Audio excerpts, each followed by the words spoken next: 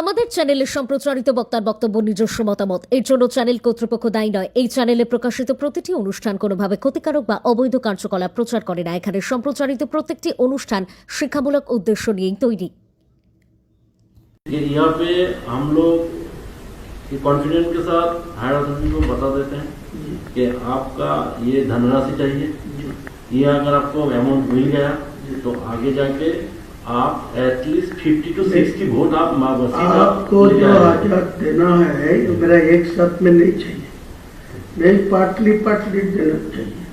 मैं जो 22 तारीख रैली में जो बाबरी मस्जिद का जो लिंब रखा उसी दिन मेरा 82 लाख खर्चा होगा।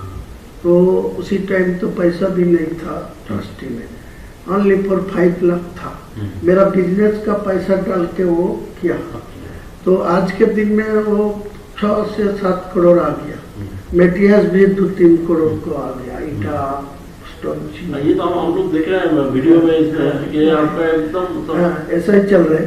तो मैं ही आपको यही बोलते हैं जितना जल्दी है 200 करोड़ दे दीजिए।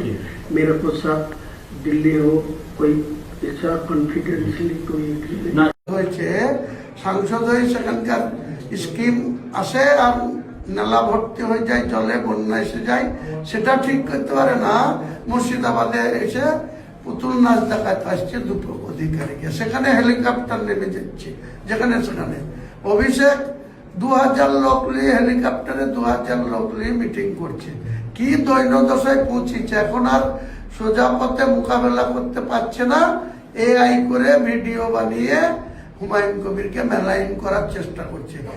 ওই অভিষেককেও ছাড়বো না, মমতাকেও ছাড়বো না, কুণাল ঘোষকেও ছাড়বো না, ববিকেও ছাড়বো না।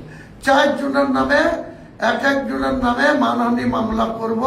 প্রমাণ করবে আমাকে যে বিজেপির কোনো নেতার সাথে আমি কোনো লেনদেনে আছি, কোনো জায়গায় একসঙ্গে এক ফ্রেমে বসে মিটিং করেছি, কোন হোটেলে করেছি, না কোন রেস্তোরাঁয় করেছি, না কোন পার্টি অফিসে করেছি, প্রমাণ দেবে। তা নাহলে একজনের বিরুদ্ধে মানহানি মামলা করব এবং তাদের বিরুদ্ধে এই মিথ্যাচার করার জন্য আরো মুসলিম ভাইদের কাছে যতটা আপিল করার দরকার, যতটা অনুরোধ করার দরকার করব।